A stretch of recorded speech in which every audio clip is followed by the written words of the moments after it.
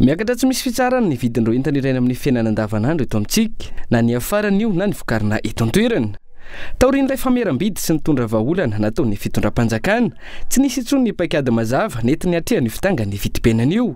Ny anilika ndraikitra amin'ny krizy eo amin'ny sehatra iraisampirenena, niady eo amin'ireo firenena vahiny, izay no mamaiky ny mpitondra fa tsy ny fiatrehana sy ny famahana ity olana sosialy mampikaikaika ny vahoaka ity, hoy ny teo anivon'ny FM Malagasy, isan'ireo mandrafitra ny Kolekitifa ny Malagasy.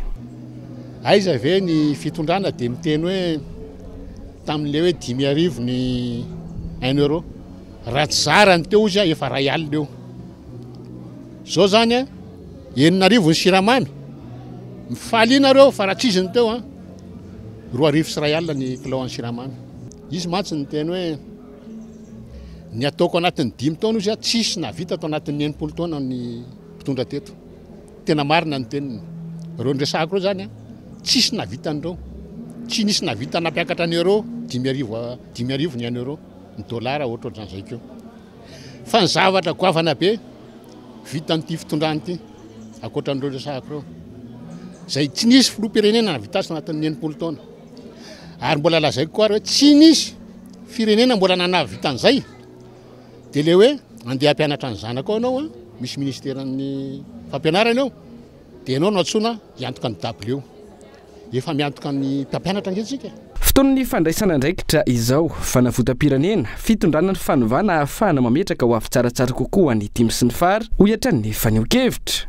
Andray anjara amin'ny fifidianana solombavambahoaka ny Kolekitifa ny Malagasy ary manainga ny olom-pirenena hitondra ny anjara biriky no an'ny tanindrazana amin'ny fifidianana ho avy io. Io nataoko hoe amin'ity ndray mitoraka ity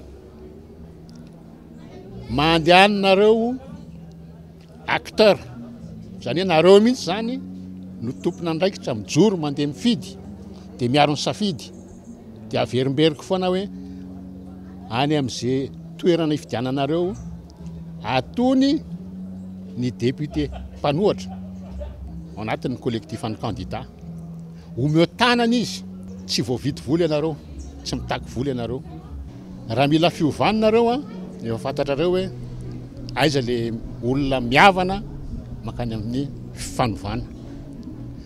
Satria ny olana dia zao, rehefa miresaka fifidianana antsika dia le olona hofidiana foana no resahana, fa tsy ninge manao ny fifidianana fa le vahoaka mandeha mifidy. Dia hoy izy hoe mandana amin'ity ndray mitoraka ity mbola misy chance atsika zao hitondra ny fanovana. Fantatritsika fa raha mbola reo mpitondreo no eo dia efa zao iainantsika zao. Azafady tsy zao iainantsika zao fa mbola meratsy no zao iainantsika zao. Tsy afaka hifidy ny kandida solombavambahoaka hitondra ny fanovana ny olom-pirenena raha tsy voasoratra ao anatin'ny listim-pifidianana. Io no antony anaingany ny Kolekitifa ny Malagasy ny olom-pirenena feno taona hanoratra anamarina ny anarany ao anatin'io lisitra io mba tsy ho verozo amin'ny 20 volana Mey izao fa afaka anefa ny adidy ho an'ny tanjanaka.